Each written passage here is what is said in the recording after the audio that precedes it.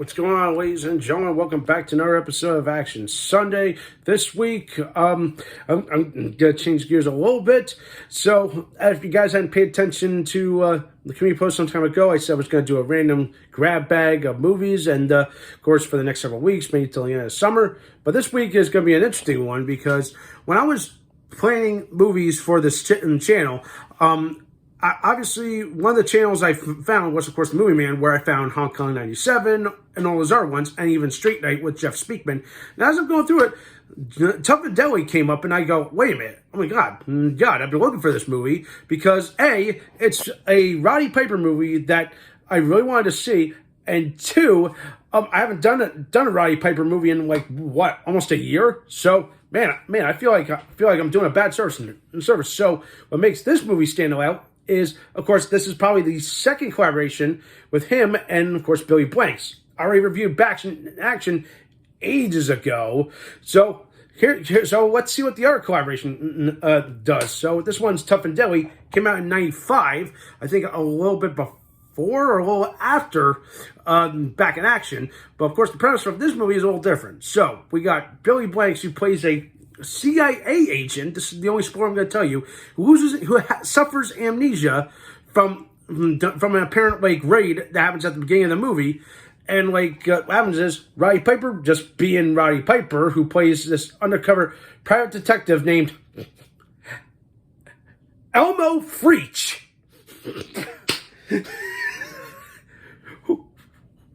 Just think about that name for a moment. Elmo Freach. Who comes up with these names?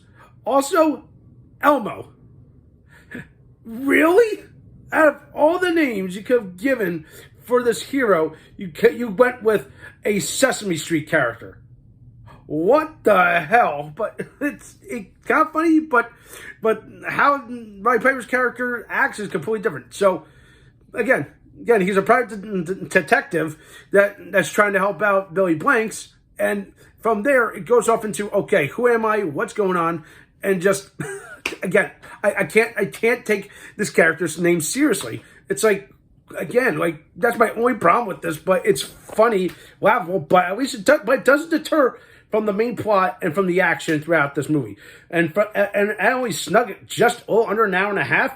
It's got everything. It's got the intense fights, it's got the intense build, it's got some great gunfights.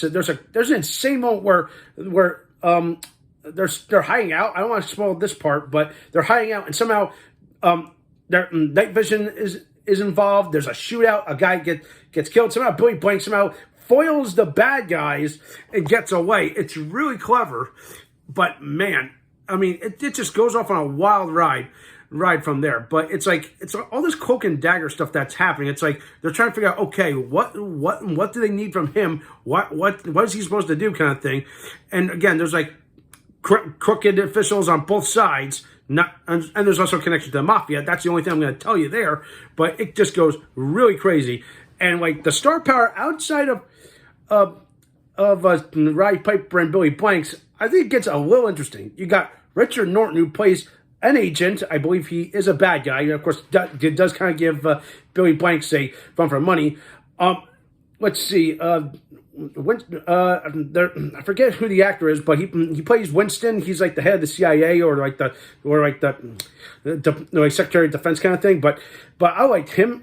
But the real shocker was seeing Phil Morris. Yeah, Jackie Childs from freaking Seinfeld in this movie. Not only that, he also actually puts up a really good fight with Billy Blanks' character. And I was like, holy shit, where was this when we needed this guy? I'm like, wow.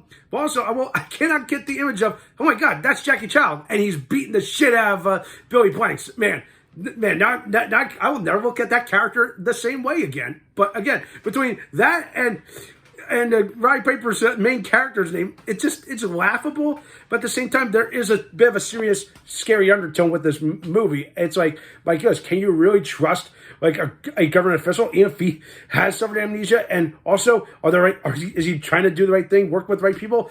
Again, leads to wonder. But man, it's a fun movie. But my other complaint with this movie is the first part of the movie, like the first just under an hour is perfect. But by the 50-something minute mark, all of a sudden it just goes off at breakneck speed. I'm like, whoa, whoa, whoa, slow down. We're trying to catch up. Like, what's happening? But at least they give us some moments to breathe. That's my only problem. But by the end, it's like, okay, baddies are captured. The corrupted officials are dead, kind of thing. Everything's been put together. It's like, hey, Billy Blanks and Roddy Piper right off into the sunset, quote unquote, as I say. It's like okay. I felt like they could have done a little different with this ending, but I really liked it. But man, like so much testosterone-fueled moments throughout this movie. But I will admit, like the fights are just insane, especially coming from Billy Blanks. But again, seeing him and Phil Morris duke it out was just intense and just all around entertaining as well. It's like you could just feel the grit and the realism between these two. It's like I feel like man, did Phil Morris really put in the effort to learn some martial arts for this movie, or was this something that we never saw from this actor? Man, that makes you think. But anyway, overall, between this and Back in Action, again, Piper and Blanks really work well off each other, especially their characters. Despite what we know about Billy Blanks, I don't know if you guys knew about this, but Billy Blanks is dyslexic, and despite his learning disability, I really feel like these guys really pulled it together and put together a great product. I feel like you can enjoy yourself. Again, my only problem, I feel like they could have just changed the last act a little more. I mean, way too much time.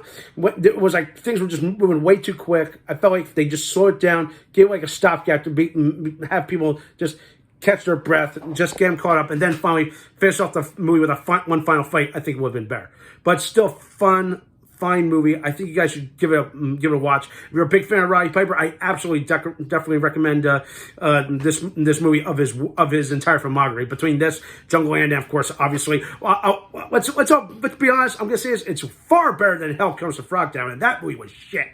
I'm not gonna lie, just saying there. But anyway, bottom line, if I give this movie a score, give it a watch. I'm gonna give this movie maybe, let's see, I'm gonna give it a hard 6, or maybe a soft 6.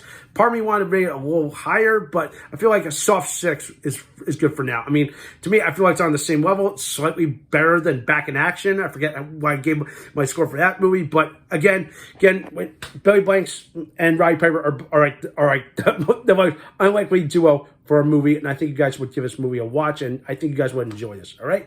If you are a Roddy Piper fan, or if you're not a Roddy Piper fan, all right?